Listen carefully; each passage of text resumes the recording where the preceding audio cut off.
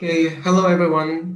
Thank you for gathering here for the Road to Shine webinar today. I am Masa from the program organizer team, and today we are very happy to host this webinar as the start of this program with T-Hub. So we hope this program will be a good opportunity for all of you to think about the futures. Okay, so now moving forward, let us introduce the organizer teams. Our members are from three companies, which is T-Hub and Republic and InfoBridge. Now I request Ashutosh from T-Hub to introduce our program organizers.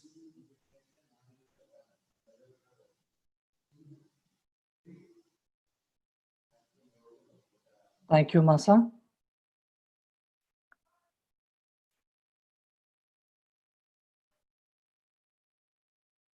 From the organizing team at T-Hub, it's a great privilege to introduce our CEO, Mr. Ravi Narayan, my colleague Priyanka, who's the International Programs Manager, and myself, Ashutosh. T-Hub is an ecosystem designed to make entrepreneurial ideas into a living, breathing reality by creating unique collaboration between startups, governments, investors, mentors, corporates, and different stakeholders in the ecosystem. I have the honor of introducing Naho and Masa from InfoBridge. They're a Japanese company based in India, and they have the understanding and expertise. They'll share the viewpoint from both Japanese and Indian market perspective. It's going to be very useful and indispensable for the program. And last but not the least, from Japan, we have Miko, Erika, and Hiromi joining us. They're all a part of Republic that researches, develops, and designs innovation ecosystems in Japan. They have led many innovation programs there, and their experience and contribution is going to be invaluable in the Road to Shine program as well.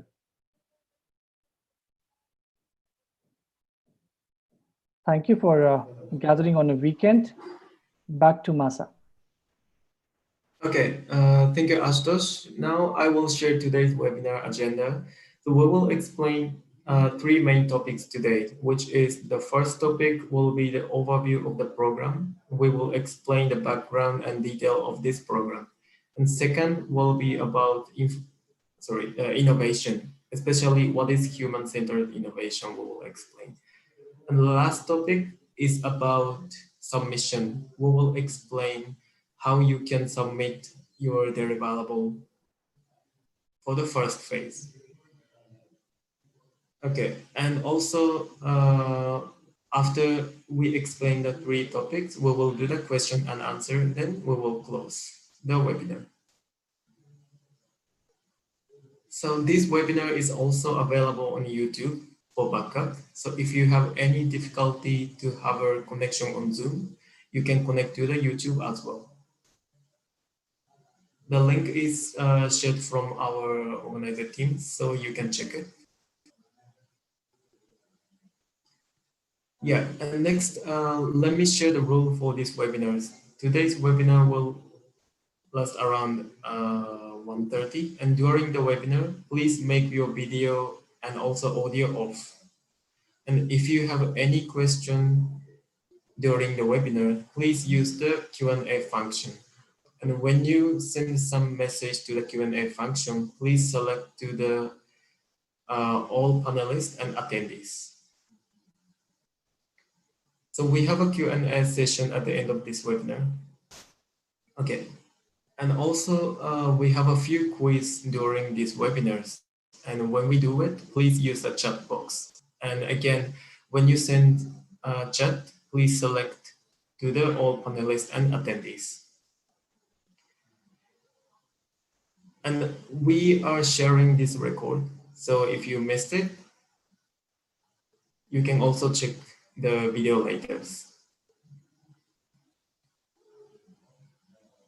Okay, Before we go into the first topic, I would like to share the message from Mr. Ravi Narayan, who is the CEO of T-Hub.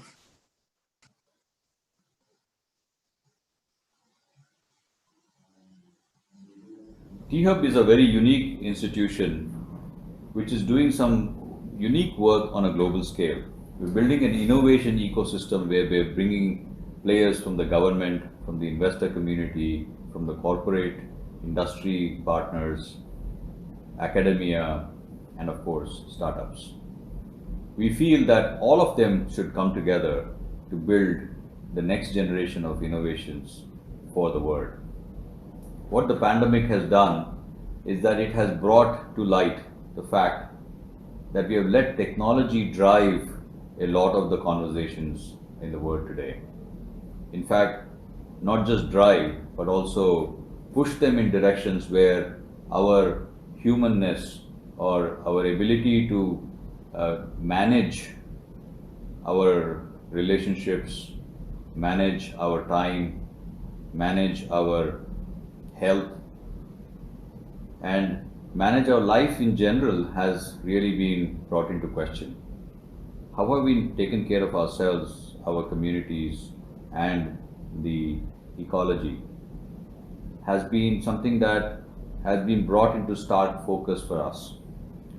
So as we were beginning to think about what are the ways in which we can actually come out of the pandemic in a much stronger way, we ran into some conversations with the prefecture of Hiroshima, who've been thinking about coming up with newer solutions where there is human at the very center of those conversations, and therefore creating human-centric communities, human-centric societies, and human-centric ecosystems. So we joined hands with them. We worked on this project called Road to Shine together. We have now reached out to innovators all across to participate in this program so that we can build the human-centric cities of the future, which are based on the technologies, the design, the ecosystems that will all actually contribute to building such human-centric societies, cities in the future. So I look forward to taking this collaboration to the next level as we go along, because I think this is a very important initiative that both of us have taken on, and I'm sure we will find plenty of other people who are thinking along the same lines. So if we can all come together and create something, not just in India and Japan, but across the world, I think we would have done something absolutely significant. Thank you.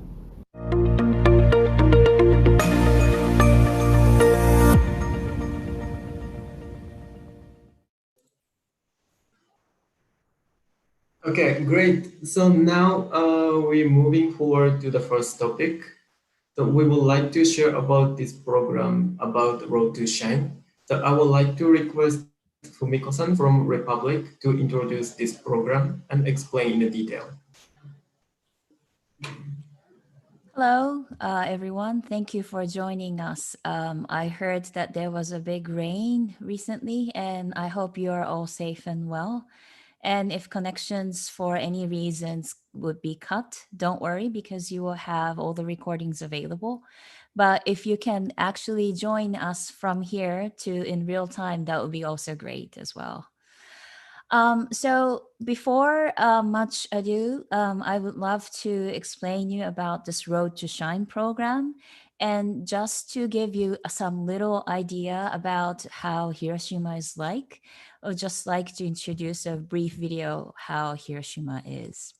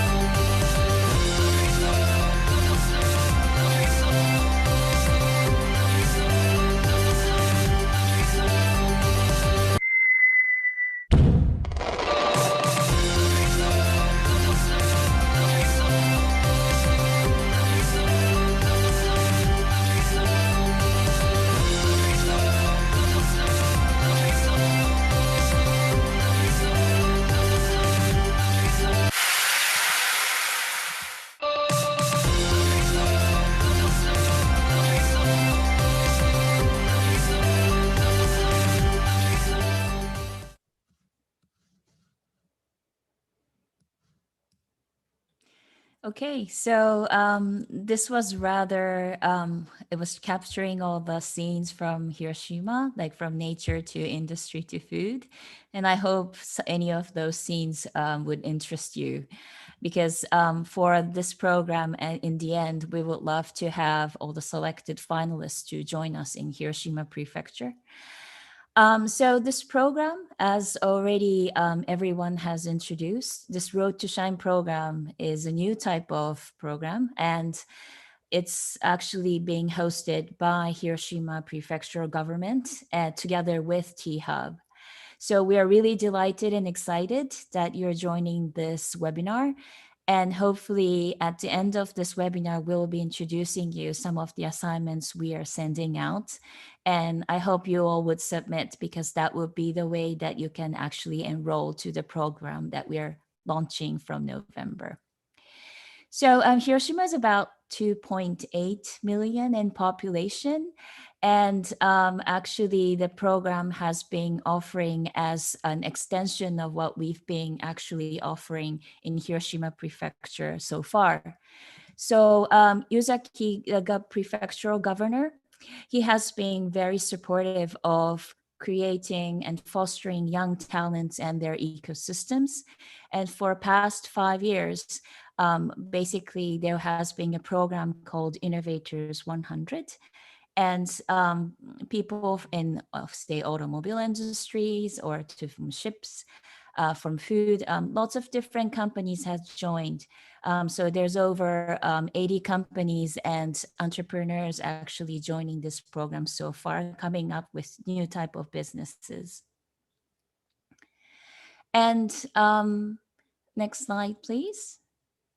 So I guess for many of you with the T-Hub connections, and I'm sure you have lots of different talents and a lot of enthusiasm around creating new technologies and ideas. And Hiroshima already also have been developing automobiles. Maybe some of you may have heard of a car company called Mazda. So Hiroshima is the place where they've started the company, and they still have their basic headquarters there. And actually from since 1950s to up to 1990s, there's has been a lot of strong industrial evolution and mass production in perfection. So from, say, cars and also many other type of industries, a lot of manufacturing has been one of the strong driver for the Hiroshima's economy. And also definitely Telangana and Hyderabad has a lot of strength in software. And then T-Hub definitely is one of the vehicles I see. But we're trying to see beyond technology, what can actually bring innovation. And this is the whole point that we're joining the effort between two nations or two regions. Right, next slide, please. What we could actually say from looking at the history of Hiroshima is that actually what is more important than innovation is the people who actually create innovation, who are often called as innovators. So this is a photo right after the war in 1945.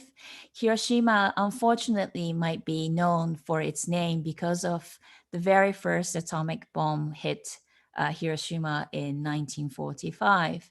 Basically, the city center was completely shattered, but that became one of the ground zero for many innovators in Hiroshima. They came up with a new type of industries from scratch, and that's how the Hiroshima's economy has restarted after the war. So we really believe that it is not really the innovation that matters, but innovators who are trying to create the new vision and the future. And as a consequence of it, a lot of innovation can actually come along the way. And there will be more explanation about Road to Shine after this, but we would like to emphasize that this will not be another hackathon. We hope that it wouldn't be just hours, if not just 1 or 2 days, but hopefully you will be able to join us for a little bit of longer time. So we will have opportunities to work on some of the exercises and also have received mentorship along the way. So this program will be running until December.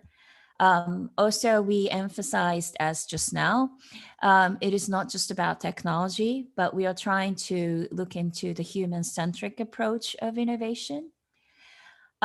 Also, I think quite often a lot of these hackathons would have a fixed themes or challenges already. Now, we do also have some important themes that we believe to be quite strong and important, but also we would like you to define your own challenges along the way. And finally, and perhaps most importantly, we were not going to be just assuming that this would find any kind of ideas or solutions would be have someone receiving it. So like just to sort of blindly find users once launched. But as early as possible in the phase of the program, we would like you to try to understand and to find who the users are, so we will know for whom you're delivering the solutions and ideas. So as I just briefly announced, so the phase one will be basically online webinars, and that will be primarily for Indian audiences. And then we will be basically broadcasting this type of webinars along the way. There will be mentors joining from India locally, and also some joining from Japan. But most importantly, in phase two, well, this also depends on how the COVID-19 situation would go. So it would be either online or offline, but we're mentally very much prepared for the physical program in Japan. And hopefully in February, we can meet together in Japan for the final selected participants to meet with the governor and also with some of the Hiroshima's industrial companies participants as well, to collaborate and to work together for more global and impactful innovation. Okay, so now it's really your turn to really work on it, and we're looking forward for your participation on the Road to Shine program.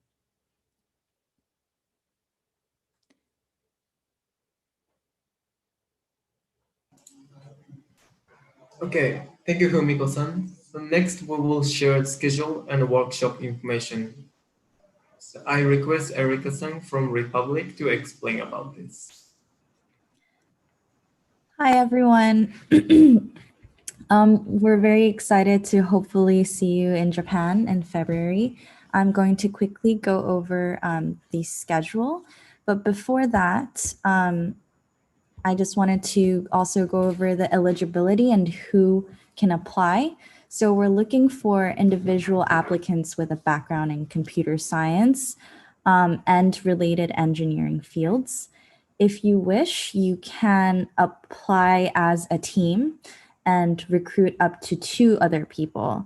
But these members do not have to necessarily have any computer science or engineering background. We are also looking for applicants who are under 30, and all members should also be under 30. And please also be able or available to attend the online workshops that we have. So over here we have the program schedule. Like Fumiko-san said, there's 2 phases. First will take place online in Hyderabad, and there would be 3 workshops, final presentation, and in February, hopefully there will be more workshops in Hiroshima. So today we're doing the introduction webinar. After this webinar, we ask you to submit some application materials. We will select up to 20 participants who will then go on and do workshop 2, workshop 3. After workshop 3, we will then do a second round of selections where up to 10 participants will be selected to do workshop number 4. After workshop number 4, there will be a final presentation, hopefully at T-Hub. Again, depends on the COVID situation, where we will select 3 finalists to go to Hiroshima. Let me now go over the content, briefly the content of each workshop. So in the workshop after this, we will first reflect and gain a human-centered design perspective by defining a specific user and a specific need. After that, in workshop 3, you will explore and envision. So kind of using a more systemic approach, having a systemic approach to your human-centered design perspective. You will envision and explore a future city that you want to create. In workshop number 4, finally, you will ideate. So come up with products and services that will make your vision a reality and hopefully bring value to society. And the final presentation, you will present your ideas to a series of guests and the mentors and us and each other, and hopefully bring your ideas to life. I have a quick video that I want to show of T-Hub just to give you an idea of the facilities. Countless ideas have turned into dreams and then into reality with India's fastest growing startup engine. It all began 4 years ago when Shri K.T. Rama Rao, the Honorable IT Minister of the newly formed state of Telangana, had a vision of transforming Hyderabad from a bustling metropolis into a truly global city full of innovative companies and young talent.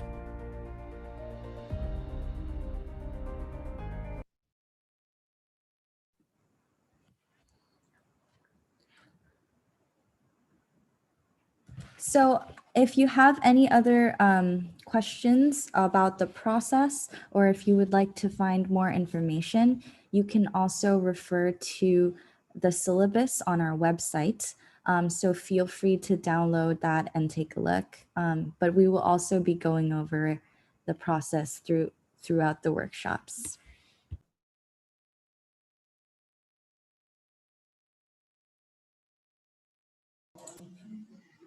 Okay, thank you, Erica-san. So now we will introduce our mentors. So we have great mentors from Japan and India as well. So now I request Priyanka from T-Hub to introduce Indian mentors and Fumiko-san to introduce Japanese mentors for this program. Thank you, Masa. Hi everyone. I hope you're being safe and sound in Hyderabad and in Telangana. So I will be introducing you mentors from Indian side. With my many years of experience in working with startups and planning programs, acceleration programs for the startups, I think mentors are integral to any founder's success because they provide different opinions, a helpful community, and valuable connections for you. So they will be your, experienced and a trusted advisor. Mentoring is not important not only because of the knowledge and skills that applicants can learn from the mentors, but also it provides you guys a professional socialization and personal support to facilitate success during the course of the program. With this note, I would like to introduce our Indian mentors who will be helping all the applicants during the program in developing your ideas. We have Karthi Subbaraman, who is a designer researcher, Mr. Shrikant Petibotla, who is interested in engineering to keep it to better use to build future cities.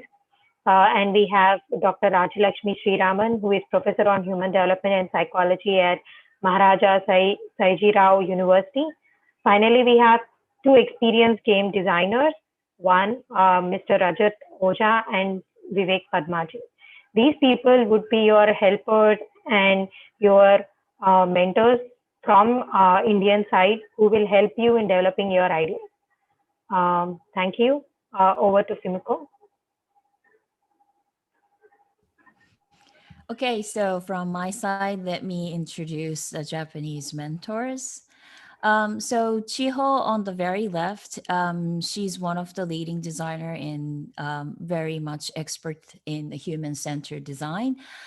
She's also taking a very leading role in designing the future of mobility in Toyota. So I think we will have a very good, insightful mentoring from Chiho. Also, Hideki, he's a very amazing serial entrepreneur himself.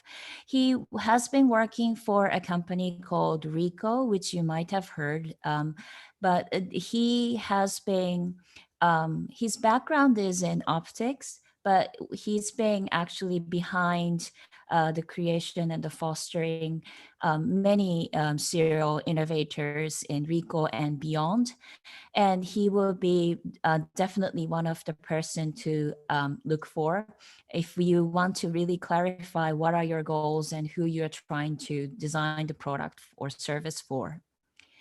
And also, because now we're between two cultures, it's quite important that we know we will have somebody who can actually support us to sometimes to sort of bridge between two cultures. And Naho from InfoBridge, I don't think there's anybody else who would be perfect for the job. So there are not so many people who can actually do this, but she will be able to sort of give you some more tangible advices, both about the Indian and the Japanese market. And finally, I would also be joining this honorable mentors as well. So hopefully we will be able to sort of improve and also to support each other to create new ideas and solutions along the way.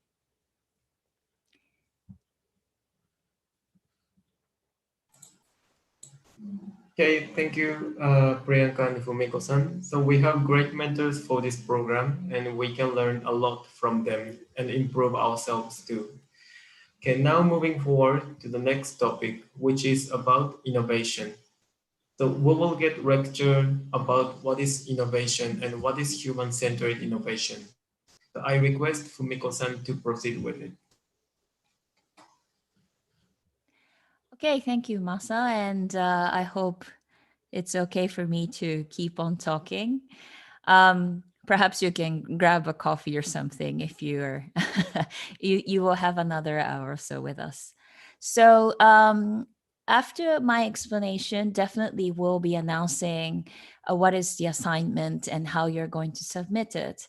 But before we rush to that conclusion, I think it's important that we take a little bit of time to sort of briefly explain what we consider as innovation and what do we mean by a human-centered approach.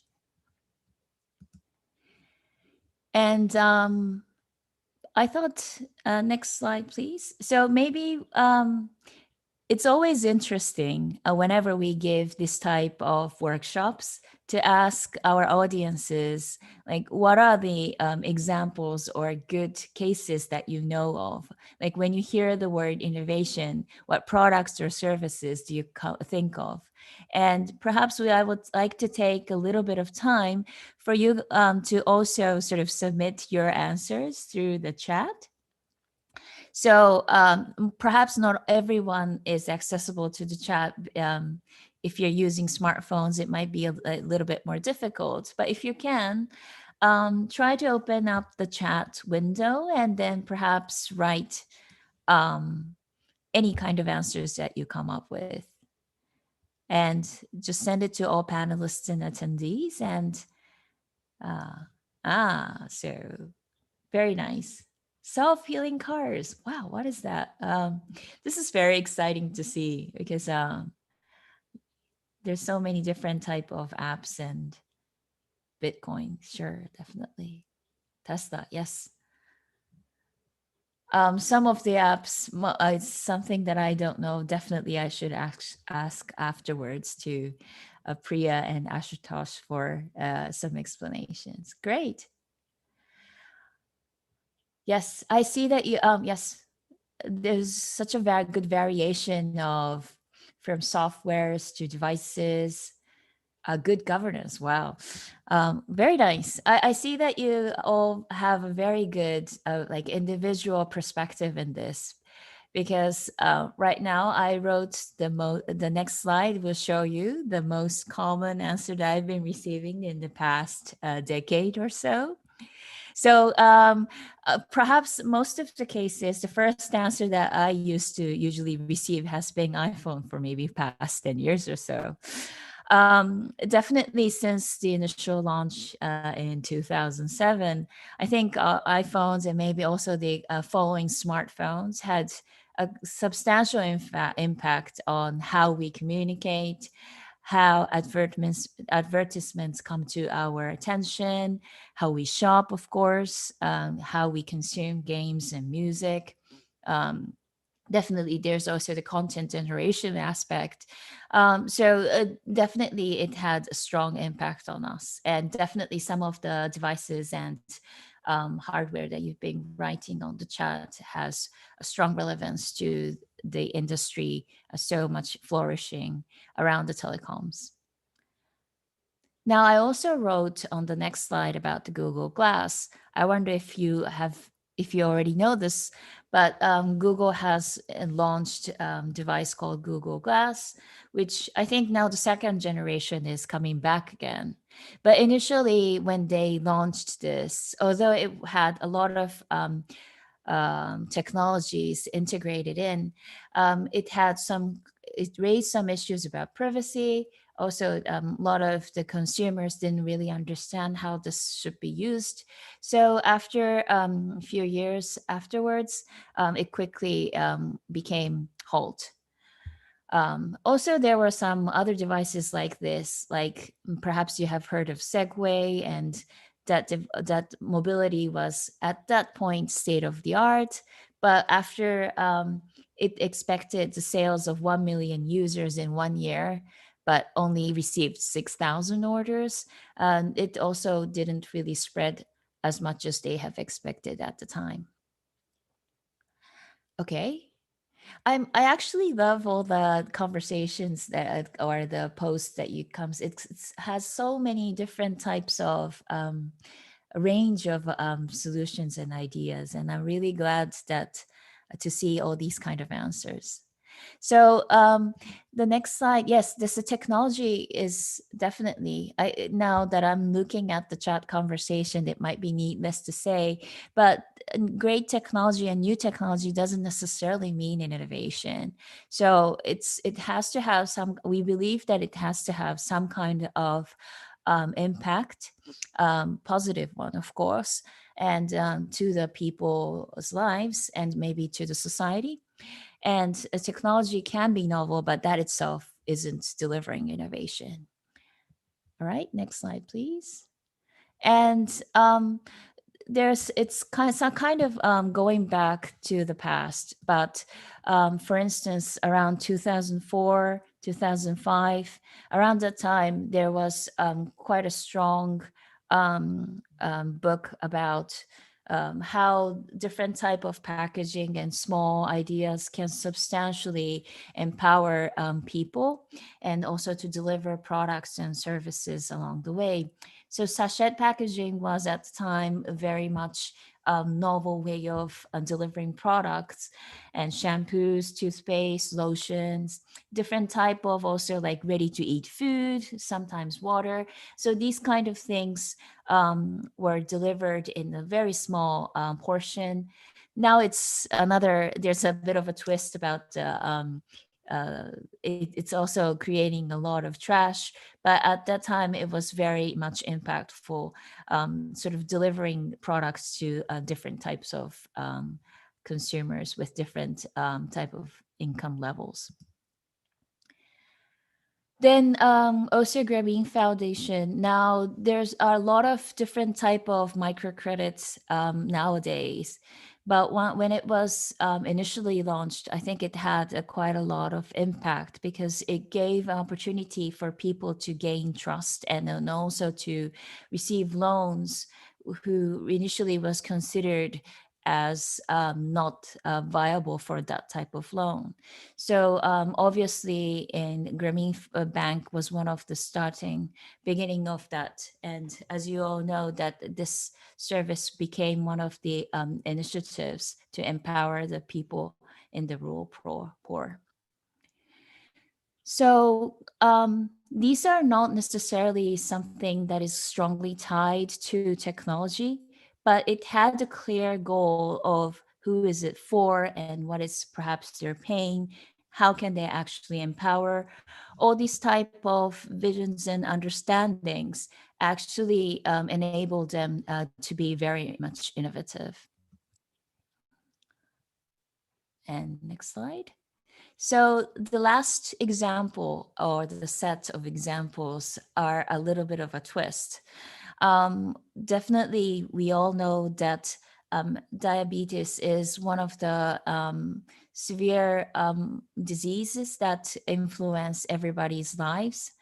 And for many decades, globally, the people have been fighting, and then also to improve medicines such as like insulin to be shot for these diabetic patients.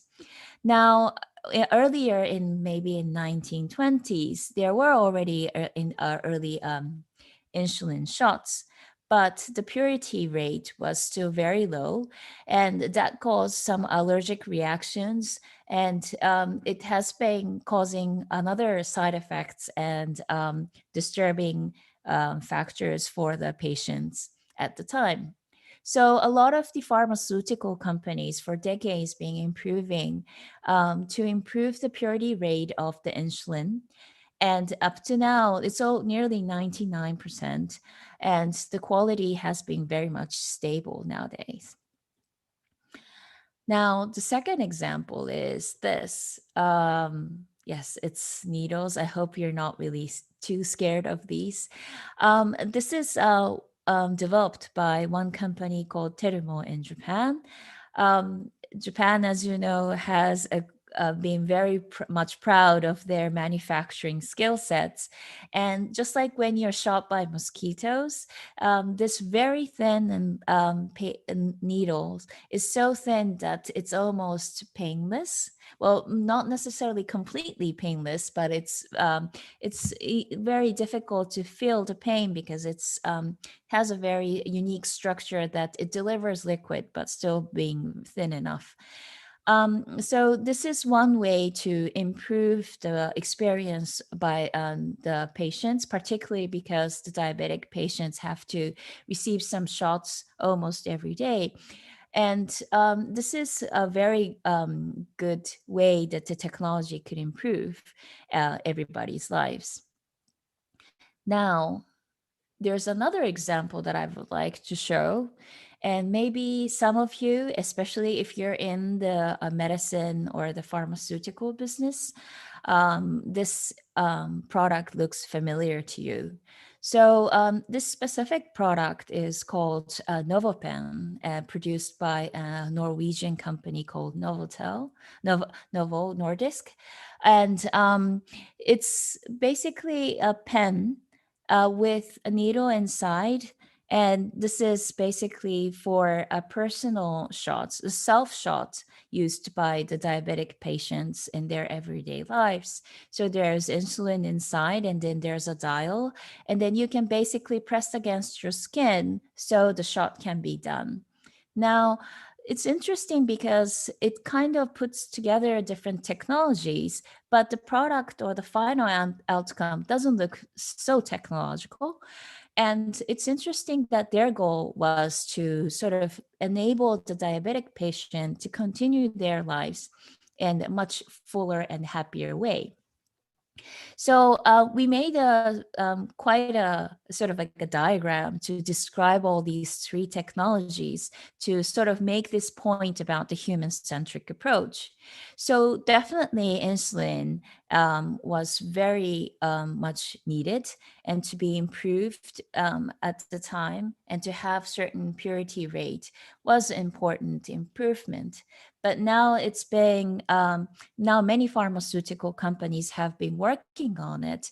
The quality has become not a very competitive edge. Basically, everyone can now receive a high quality insulin shots without creating the allergic reactions.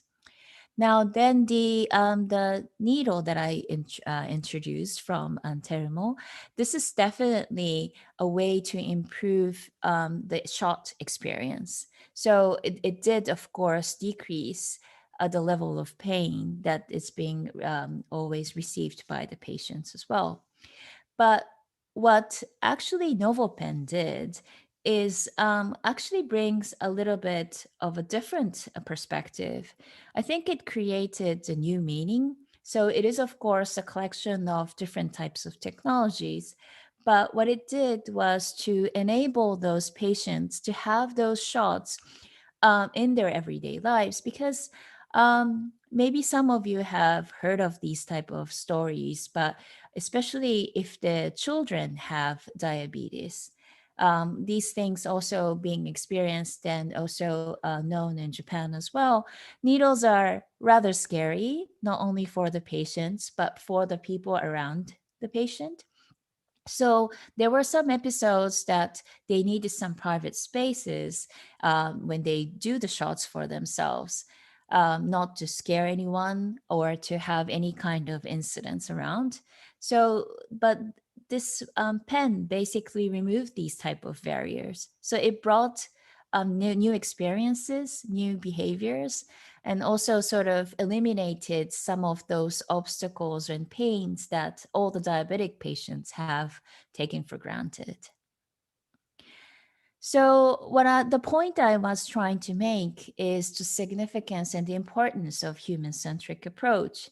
And now, of course, I know that all these participants and on the audiences today, you all have a very strong background and skill sets and professions and expertise.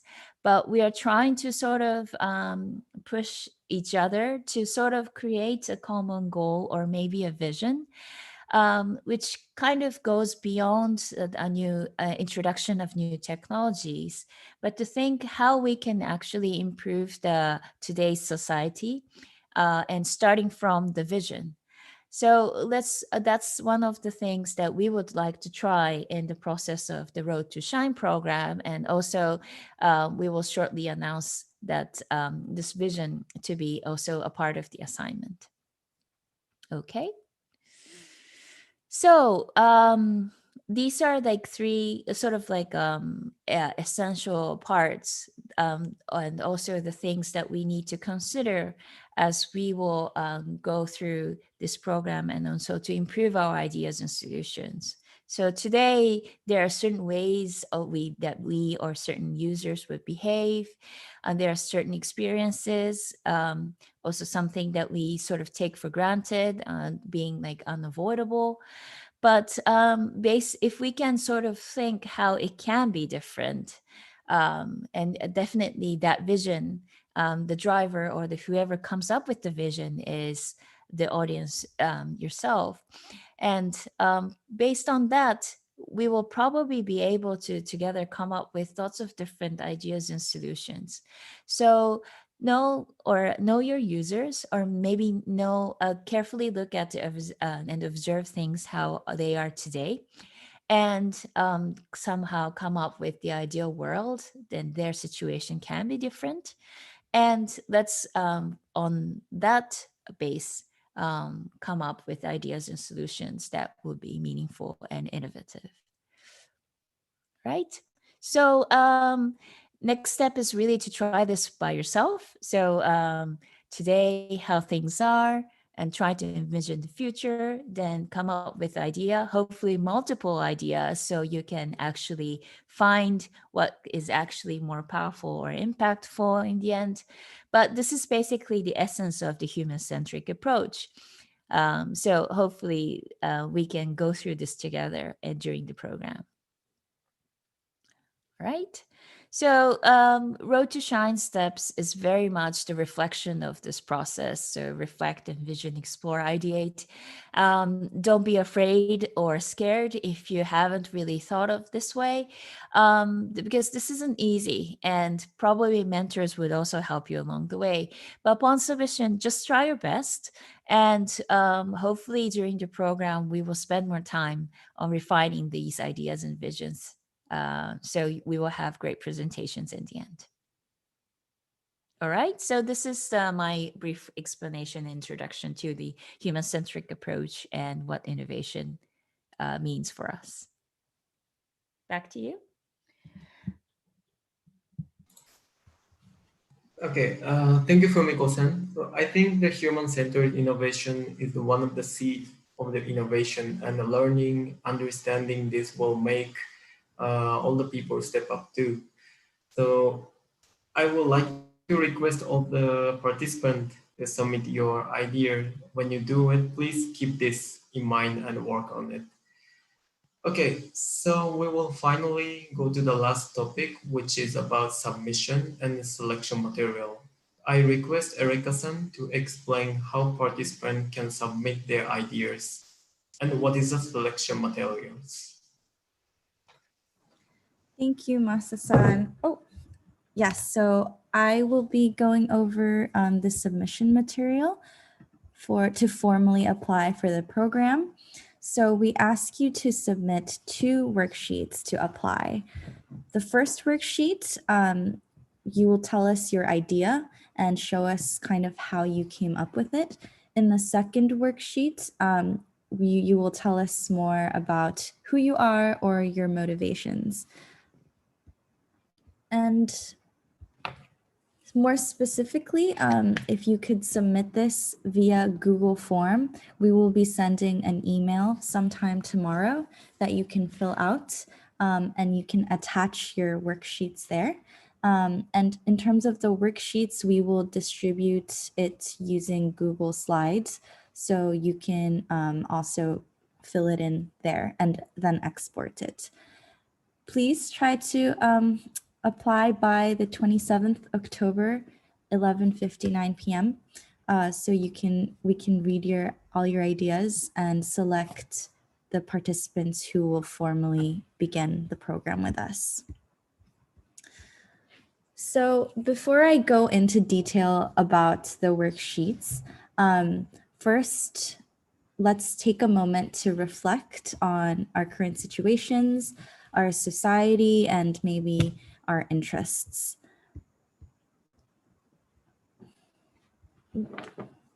So we think that the disruption is a very good opportunity to kind of reflect on how things are, or rethink the way we see things, or look at things from a different perspective, because that might reveal some hints for where we can intervene, or some hints of what kind of pain points there are in our society, where you can contribute as an innovator. So disruptions or crises, recently I know there's been a flood in Hyderabad, but also just COVID has also been, I think, a big disruption in our society, where we can start to think about our society differently. So, for example, all the things that exist maybe come to surface because of these disruptions, and we start to think about, with COVID, maybe we think about food security more, or the hygienic aspects of food, or how education or school, the ideas and the ways education in school is not limited to something that is physical. That's something that's changing. Or maybe we start to realize more and more how much waste we produce within our own homes because of the amount of time that we spend at home. So these are just some things to keep in mind when you first reflect. Think about what kind of questions that you have by maybe asking yourself these questions. What sparks your interest and why? What is something that you notice that you find interesting? Or what has been something eye-opening or shocking for you?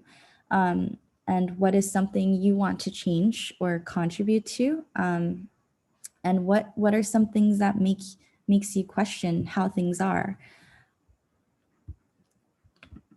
After you've filled out after you've asked yourself these questions, I think you'll finally be ready to work on the worksheet.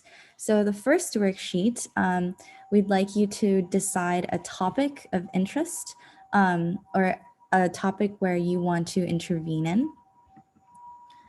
So after having reflected a little bit about society, I'm sure there's going to be a lot of interesting topics that you want to address, whether it's maybe global warming or hygiene management. Maybe it has something to do with social equality, school or garbage collection. Feel free to choose any topic or from any industry or field, as long as it's something that you're interested in. So this is a picture of worksheet number 1. On the top right, you can write down your topic. So let's say, that I personally realized during COVID that I produce a lot of trash and started thinking about my garbage. So I pick garbage collection as a topic. So now that we have a topic, next we can take the time to kind of reflect on your experiences or the experiences of people around you regarding maybe this topic. So we can do this by thinking about the current values or behaviors or experiences that surround your topic. And once you have thought about that, please fill in the part 1, your insights section, what insights that you've had around your topic. And please at least write 3 insights. And if you could also include some pictures or images to illustrate what sparked your insight, that would be great as well. So for example, let's say that just thinking about garbage and garbage collection, I had some insights where I realized that, oh, maybe I don't actually know where my trash goes after I dispose it, or I think that my trash is not part of my responsibility because I outsource it. And maybe I also had a situation where I realized that plastic waste impacts our environment more than I thought before. So these can just be insights about that made you really question or rethink your topic. And now, after you fill that part out, this kind of is the vision part of the worksheet that Fumiko-san also mentioned in her presentation.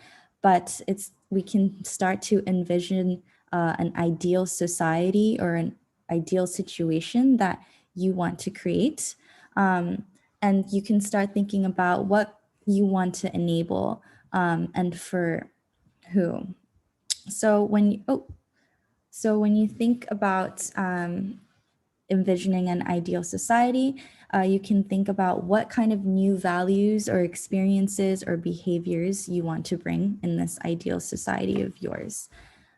So you can fill it in on the part 2, your ideal society section over here. Again, if you can at least include 3 points. And here we say ideal society because maybe you can think of changes that not only affect you, but also affect other people and your environment.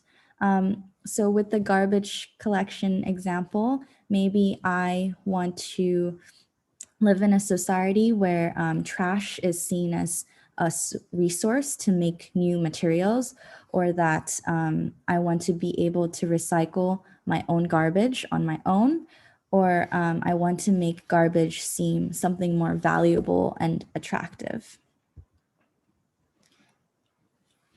Now that you have your ideal future society vision, it's finally time to ideate some cool products and services that can make this vision into a reality.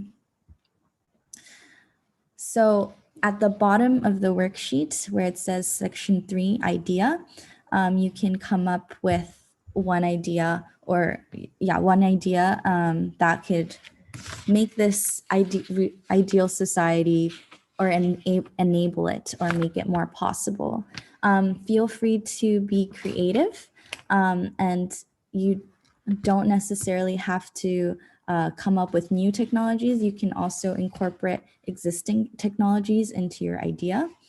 And imagine being able to bring this idea into society maybe in 3 to 5 years. It would be great if you can also come up with a name for your idea and include some sketches or images to communicate your ideas more. So once you fill out the number 1, your insight, number 2, your ideal society, and number 3, idea sections, feel free to go back and forth and be flexible. Iteration is a great process to kind of make your ideas more attractive or your responses more interesting. Once the 3 sections are done, in the last part, you can come up with a catchphrase for your idea. So for example, here, there is the idea that I came up with. Oh, well, this is actually an existing idea. But let's say the idea I came up with is precious plastic, a shredder machine system where I can shred my own plastic at my own home, so that I can make a lot of tables, or I can make glasses from the plastic that I use and make them more attractive or colorful. So if that was my idea, my catchphrase might be something like from trashy to classy, DIY recycling. So something that is eye-catching or captures the essence of your idea, so that when we're reviewing them, we can kind of get an idea of your thought process. So now that the worksheet number 1 is done, let me go over worksheet number 2. In worksheet number 2, we want to know your motivations, your experiences, and maybe even your passions that led you to choose your topic or your vision. So the worksheet looks like this. On the left side of the Your Insight part, we want to know why your topic or insights are important to you, and what experiences, passions, and expertise maybe led you to choose that topic. On the right-hand side, where it says your ideal society, we want to know what are your motivations and thoughts and maybe even feelings behind your ideal society, and why you chose to create this, or why you chose that this is your ideal society. So like I said in the beginning, we will be sending out a Google form tomorrow where you can fill it in and attach your worksheets. Please submit by October 27th. And to formally apply, you also will need a Gmail account. And when we send out the Google form, there will also be a Google slide that comes with it to fill in. And please copy paste. There's 2 slides in the Google slide that you can copy paste into a new Google slide presentation. And you can fill it in and export it, save as PDF, and attach on the Google form. You will have a recording of this video also, and some more details and a sample of the worksheet in the instructions that we will send tomorrow. So yes, please check for an email tomorrow with all the information. And really quickly, I think these are just kind of the assessment points or some of the things that we're looking for. In the Your Insights part, we're seeing if you have some interesting findings or interesting reflections. In the Your Ideal Society part, we're seeing if your vision is empowering and enabling for someone, and it does create new values or experiences. And for the idea section, we're looking for unique and original ideas that does help achieve your vision or does help bring your vision to a reality.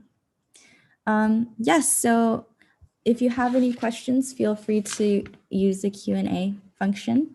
But I think that's it for now from my end.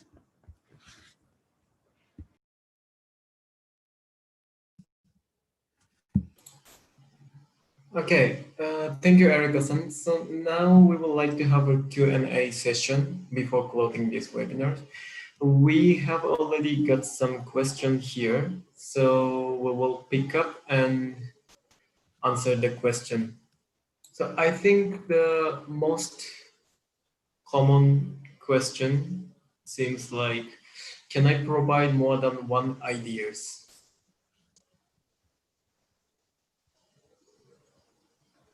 So I think Komiko-san, if one team or if one individual person have more than one ideas, I think they can submit, but they have to submit separately. I think preferably you will have a set of one sheet would cover the background and the future and then the idea. So one submission would have just a set of those three elements. So that means that maybe there will be some different aspects of things, but preferably set of these three elements. So idea being only one. So one worksheet, one idea. Mm-hmm. Yeah. Okay. Then there's one more question asking if they can work individually or they can form a team. Which one would be advised, if the individual participation is advised or formation of the team? Oh, the team or the individuals? Yeah. Yeah, whichever is good, especially if you already have a team that you regularly work with, or have maybe a little bit already have a startup or startup to be. We're all welcome to have up to 3 members, but please make sure that who takes the lead, because I think there should be someone who makes sure that the who's initiating the visions and ideas.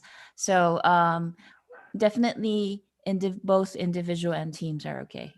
We're not going to rate differently because of either or. Did I answer the question? Hopefully I did, but Yes. yes, okay.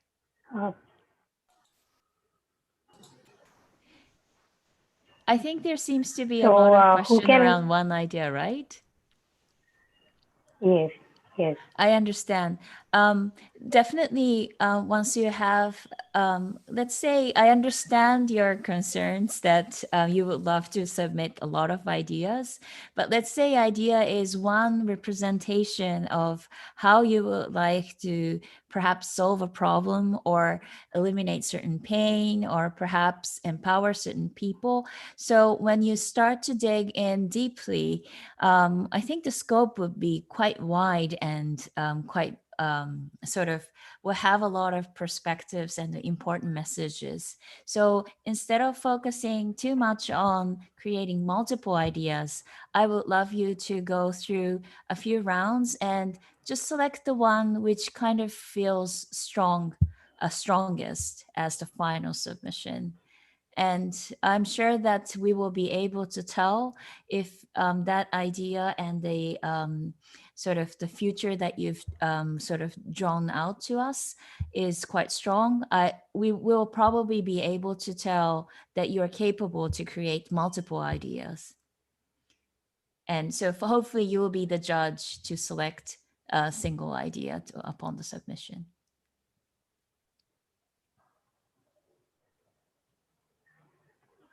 Thank you. Then Thank few you. questions are on if they are out of Hyderabad, can they apply? Basically, we were thinking because the final presentation now there is a challenge because of the COVID-19, but preferably we would love to have the final presentation offline, and we haven't eliminated that chance so far. So hopefully we're sort of thinking that this program is for the people in Telangana state. And Yeah. so beyond Hyderabad, but Telangana state would be one of the sort of the criteria that we have sort of thought of in the upon designing the program. So maybe Ashutosh, you can little elaborate on the restrictions, not just Hyderabad, but in and around Telangana. That's correct. Sure. So ideally, you should be somebody who has been working here, going to college here, or pursuing your startup or some other type of engagement or dreams here, so that you have a more clearer understanding of what the local issues and problems are. If you are based in any other city outside Telangana, it's really difficult to actually assume things and empathize with the problems that people here are going through. So you can be from Warangal, you can be from Hyderabad, you can be from any other major or small town in Telangana. But preferably at the time of application, you should be currently residing within the state boundaries of Telangana. I guess that's the intention of the program. In case you have a teammate who was originally from Telangana, but currently due to COVID, they're locked up somewhere else, feel free to include them. And we hope that they will be able to make up for the final demo in the physical form if we all get the opportunity to host it. That's our intention as well. So I guess location restriction should be clear with this answer. Okay, I see other. Sorry, go ahead.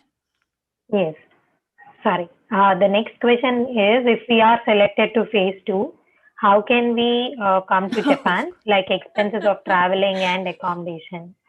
Right. Sorry, this is something that we should have been very clear. So the flights and accommodation is offered by the Hiroshima government.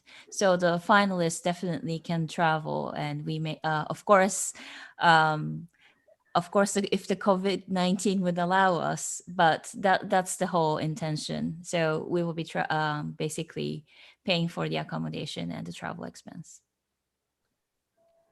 Yeah, Vimal, you can apply, not a problem. He's from Hyderabad, but currently locked up somewhere else. Shouldn't be a problem. You can easily apply.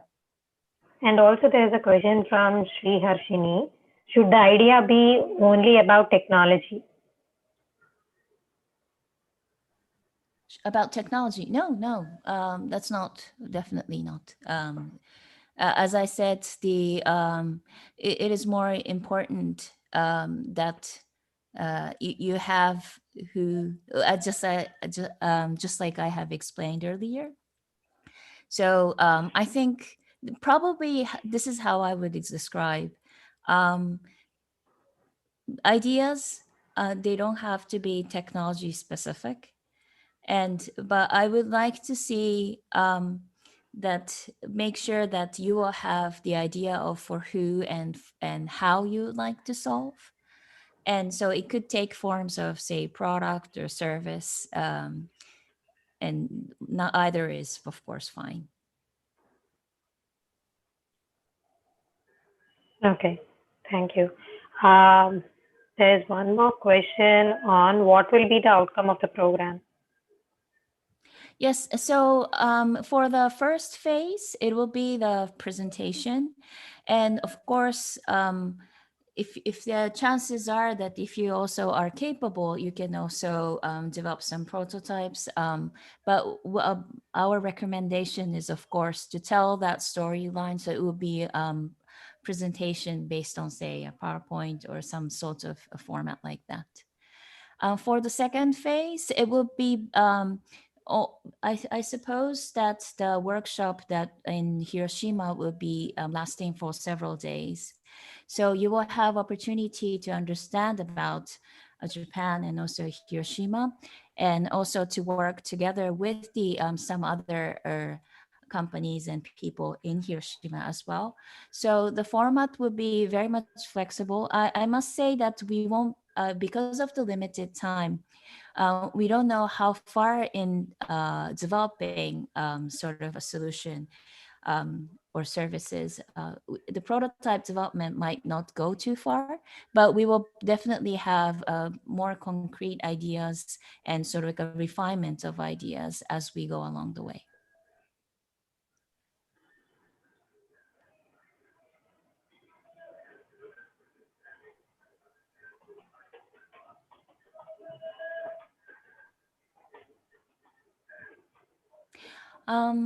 Any other questions I should? Okay, so I see that some people already have certain ideas or solution that you have in mind. Definitely, if you can clarify who is it for and what is the vision that you have, and utilizing your existing ideas is fine. But of course, we won't be judging based on the maturity of those solutions, but rather all these three elements combined. So feel free to sort of submit whatever idea you feel strongest for you.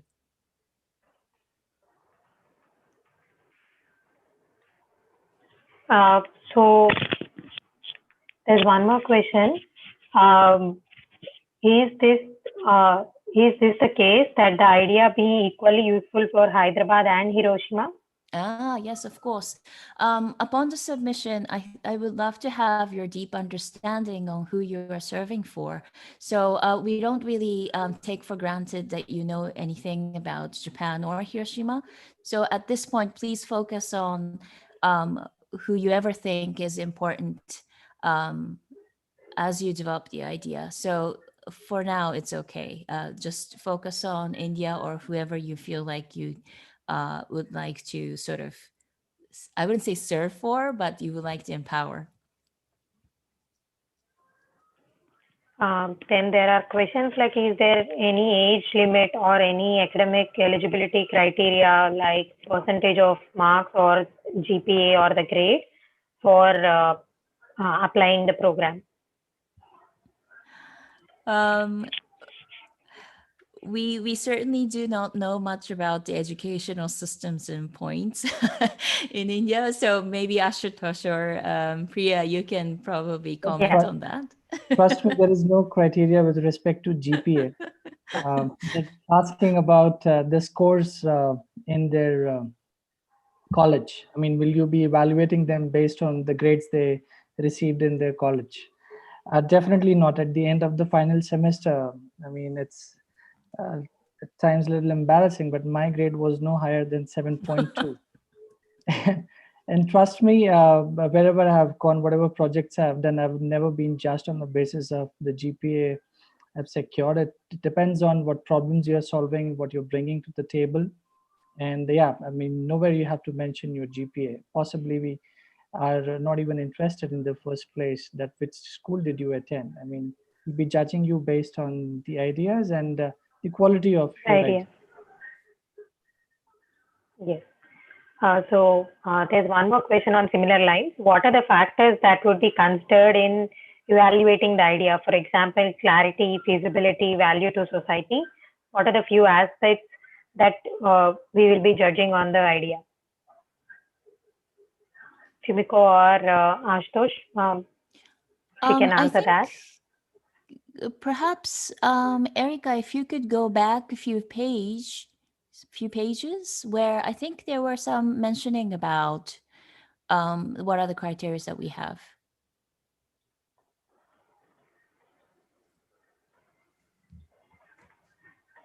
So definitely the points that Priya you just read out, of course they are all important. But I think, Erica, would you like to elaborate on the assessment points that you've wrote?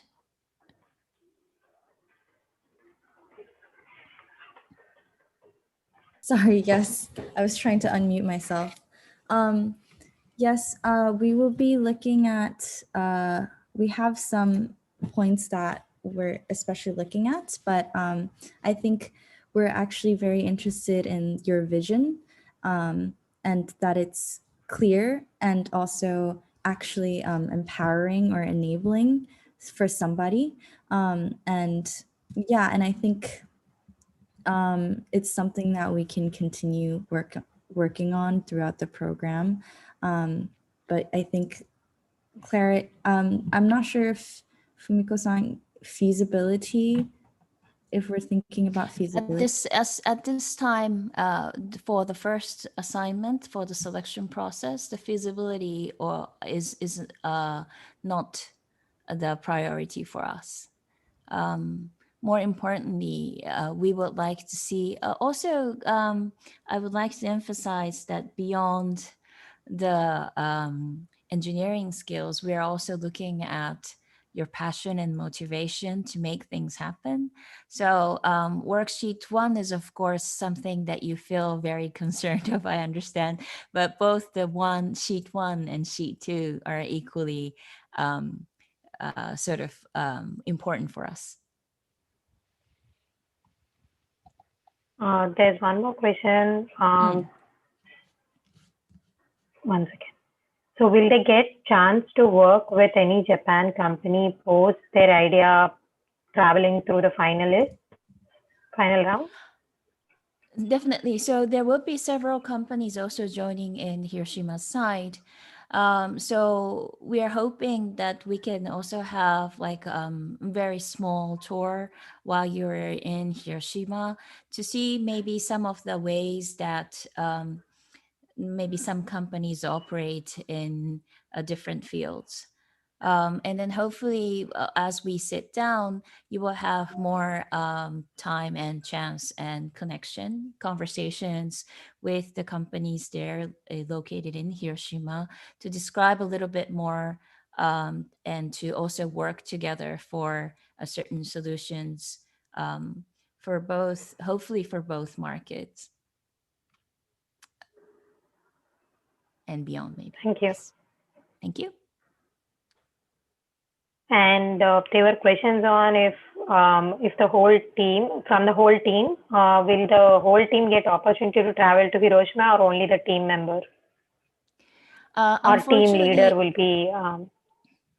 Unfortunately, at this point, we are thinking about 3 individuals traveling from India to Japan, and now I know that it doesn't seem like equal opportunity for all the team members, but at this point, that's how we are assuming the selection. So if you apply for the team, it is most likely that the team leader will be traveling to Hiroshima.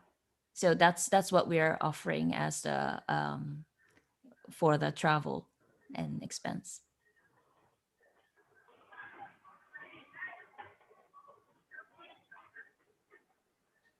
Thank you. Yes, thank you.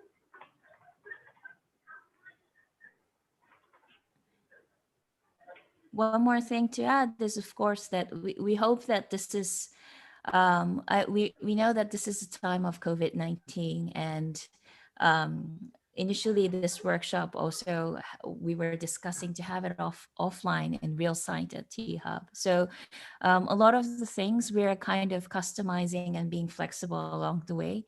So hopefully we can make sure that the selection and the workshop process is not compromised because of being online.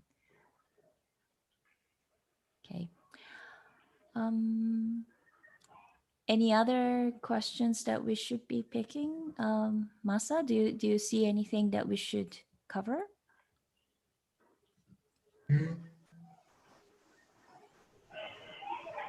No, I don't think. If they have other extra question, then I think we can accept and answer after the closing Okay, that the seems like webinars. So we have open hours for a bit after the closing. sure. Yeah. All right. Okay, so thank you, Rumiko-san and Priyanka and Ashutosh. Problem? So Thank you.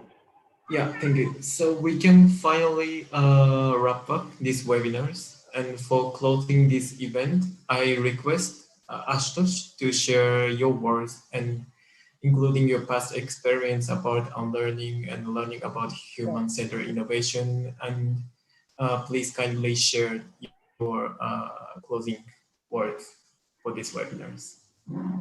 Thank you so much, Masa, and it was really very insightful and educative webinar. Thanks to all the panelists for sharing their insights and more information on the opportunity and the program. I enrolled myself in engineering school 15 years ago, and whatever I studied there for in the course of 4 years and 8 semesters, I was definitely able to solve a lot of problems and make a living for myself. But the last 5 years, I have spent to unlearn whatever I learned during the 4 years in engineering. And usually engineers, they hear this word more often, or possibly they follow this approach more often. That's called agile. And then possibly you go to middle management or senior management and you hear this word called design thinking. And here it's possible that for many of you, you would have heard about human-centered design approach or innovation for the first time. For those of you for which this is not very familiar, I'll tell you not to worry in the first place. The program will afford you a lot of sessions, interactions with mentors would possibly help you understand about human-centered innovation and design.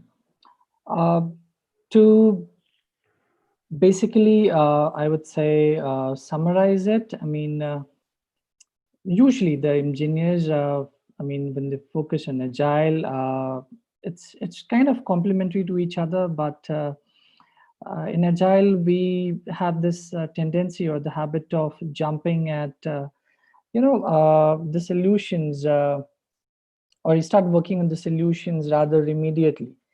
And they both believe, agile and human-centered designers, I mean, they both believe in design and development. They, usually it starts at the same time and proceeds concurrently. And human-centered designers usually believe in a dedicated discovery phase, which precedes the beginning of what you're trying to develop. Also, there are so many similarities. At the same time, they differ in a lot of ways.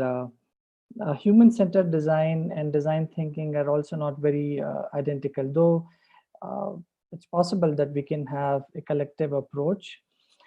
In the end, I guess we're trying to worship the same God, but there is a slight difference of opinion in the approach, and possibly that's very vital. And this is the aim of the program, to offer you an opportunity by which you are able to educate yourself in areas of human-centered design and use it to solve the most pressing problems that confront our society at this point of time. Many of these problems are global in nature, and it shouldn't be surprising that when you go to Hiroshima, you'll be able to solve some problems there with the same approach. Even though, I mean, you don't have much information about that society or the problems that society has at this point of time, but don't worry about all of it. A human-centered design is a creative approach to problem solving. And it's a process that starts with people you're designing for, and it ends with new solutions that are purpose-built to suit their needs. At this point of time, don't worry too much about technology or business or the investability of the idea and so many different things. I look forward to interacting with you in greater detail in the forthcoming sessions, other webinars that we are scheduling, and wish you all the best while you embark on a new journey.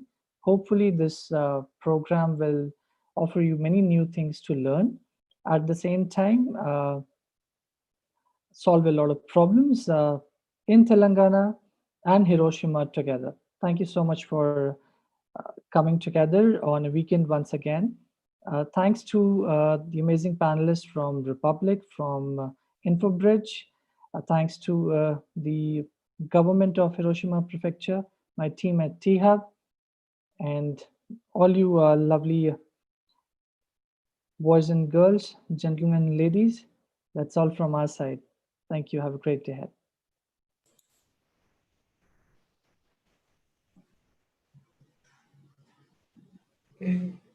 Okay, thank you, Ashutosh. Now we close these webinars, and thank you again for all of you who participated today, and we're looking forward to seeing your innovative submission.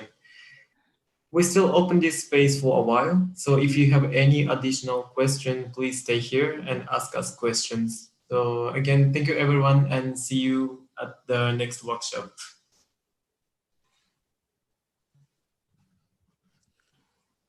Thank you.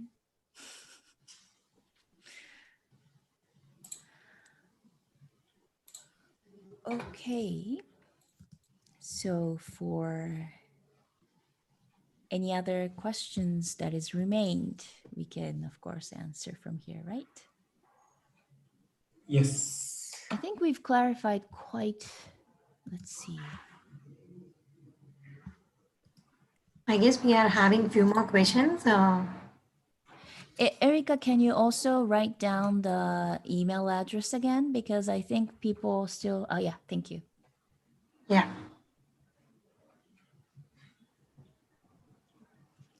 And all these follow-up messages and how to submit, they would once again be sent out by the registered emails. So everybody would have all these information in their hands after the webinar. Right. I see there are quite a few people who needs to go back and forth because of the COVID-19. So I feel really sorry about the situation and the challenges that some people are facing.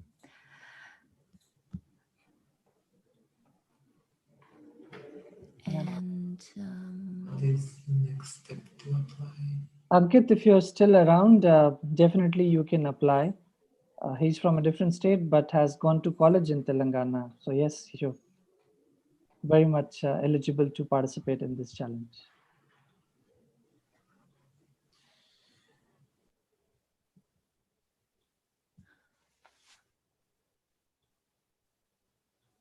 And yeah, what if the final team visiting Japan wants to collaborate with Japanese companies to develop a prototype?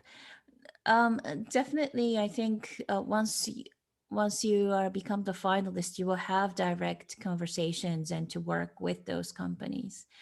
Definitely, in certain areas, I think India has such a world cutting edge skills to provide certain solutions, and I am sure that quite a few of the Japanese companies would be interested to take further as they develop the prototype.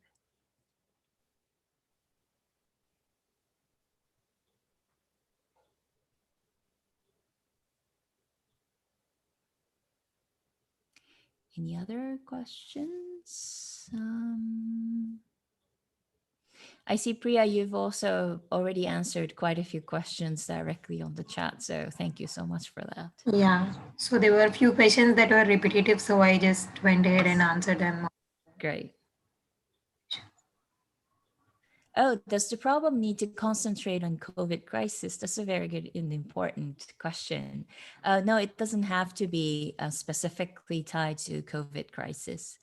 But we just thought that it's a good way or opportunity for us to reflect how our lives are before and how it can be different. So maybe just take it as one sort of opportunity to sort of fuse your ideas, because always crisis and disruptions can be quite transformative. I mean, I'm sure you will not have any problem finding for problems in India around you, but of course, you can look forward to building a more resilient society for all of us and for around the world. Definitely, certain themes are more specifically experienced in India and then also in Japan as well, but somewhat common. Like for instance, like I talked about the sachet, but then of course the having so much trash and plastics is globally a problem. So, but whatever is felt strong and important for you, that's the most important thing.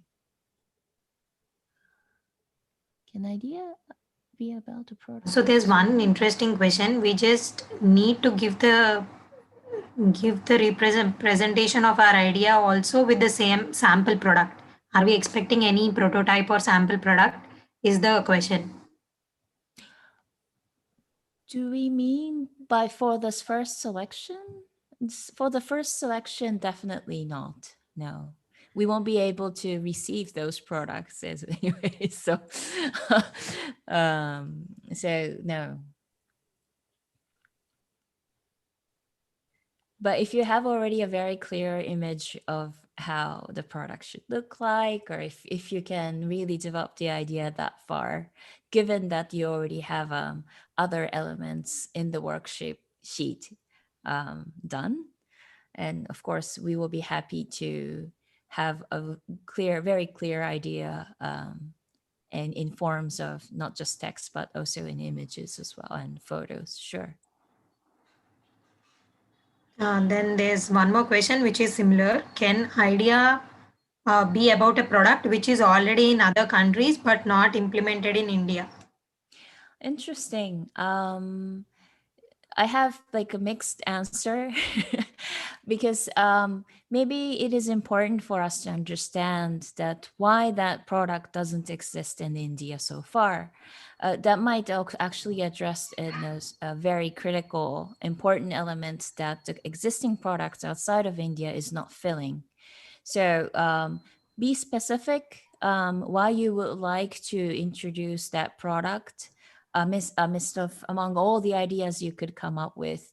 If you feel that is important and if you could overcome some of the challenges why the existing products fail to do so, I think that would still be a very strong case.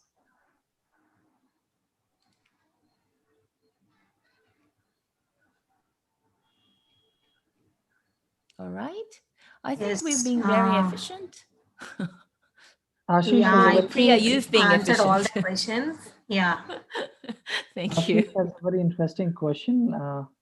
Wisdom lies in finding out the true problem rather than building the solution. Obviously, we are trying to find a solution. What we meant when we said that don't focus on the solution was don't jump to assumptions and solutions in the first place. So the idea is obviously to find the solution to our problems, but through a different process and not just randomly start building something, assuming a lot of stuff and assuming in our head that this is the solution to the problem in front of us. Yeah. I thought that's perhaps Indian wise words that existed already for centuries, but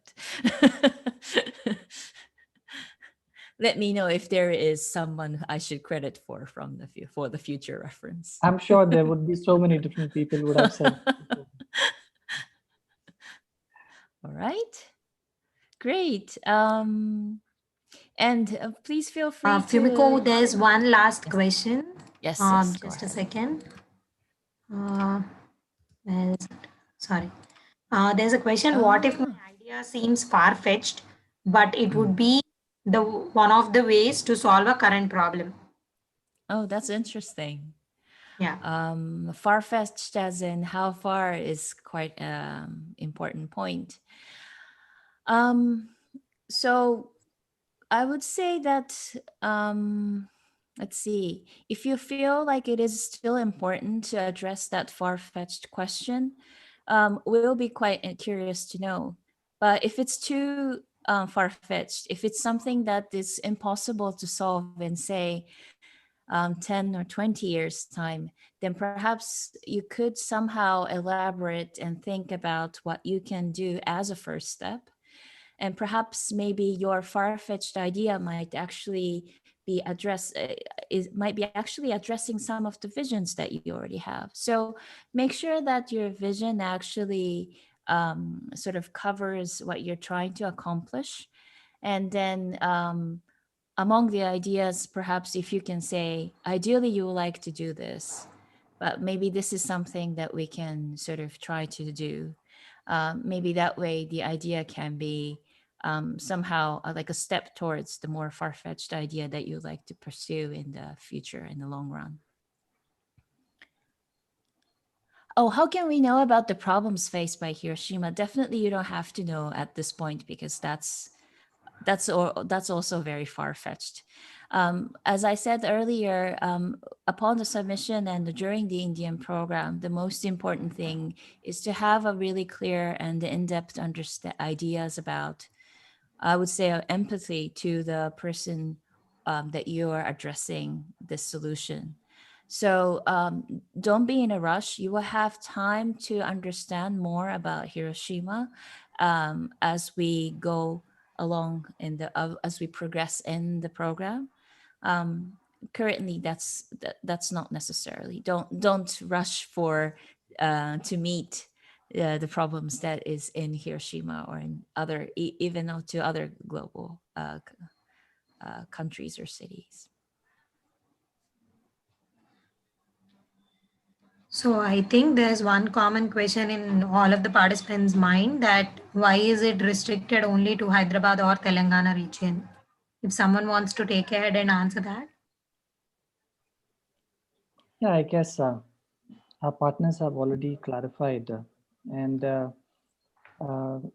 the government of Hiroshima Prefecture and THAB, the innovation agency of the government of Telangana, we entered into a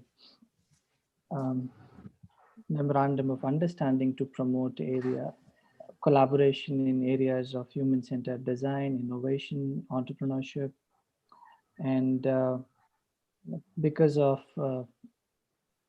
some limitations in the way the program is structured, funded, and delivered, this program at this point of time welcomes everybody who is residing in the state of Telangana, is getting educated or has got themselves educated in the state of Telangana.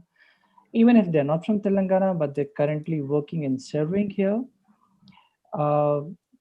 possibly you will be able to understand. You might have faced a lot of problems while you have lived here or are serving here, and you will be able to empathize with the problems here, and you possibly you are the best people to also offer, investigate into it and offer solutions around this. For those people who never stayed here or never had the chance to live here, possibly it will be difficult for you, and you'll be assuming a lot of data which we don't want you to. So if you're living in a different state or a different city, it's possible that you will not be able to empathize in the same way, and that is why this program at this point of time is not being made available to you. So hopefully in the future, we could expand our capability to support different applicants from different regions and states in India.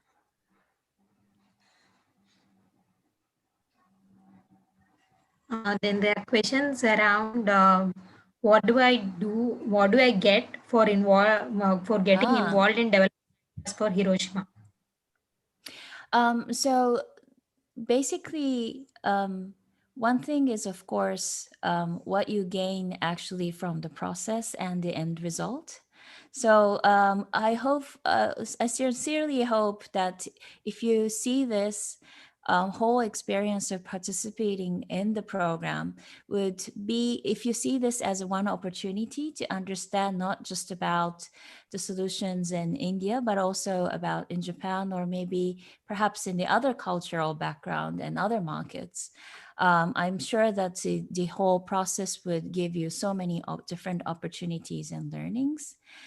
In terms of the solutions in the end, we're not really sure that we're going to limit the solution to be for Hiroshima, but more, I think having this bridge between India and Japanese markets, I think you will have quite a good flexibility and a very strong solution in the end, which actually could be a very good starting point for sort of like follow-up pursuit, and also to offer the product or service in Japan, or maybe also back in India as well. So hopefully, if you're looking for a very strong financial sort of like a support or investment, maybe that's not really the current program's goal. And hopefully this whole experience, and also having that collaboration with the different type of industry, and having that kind of deep and direct connections, you find it beneficial.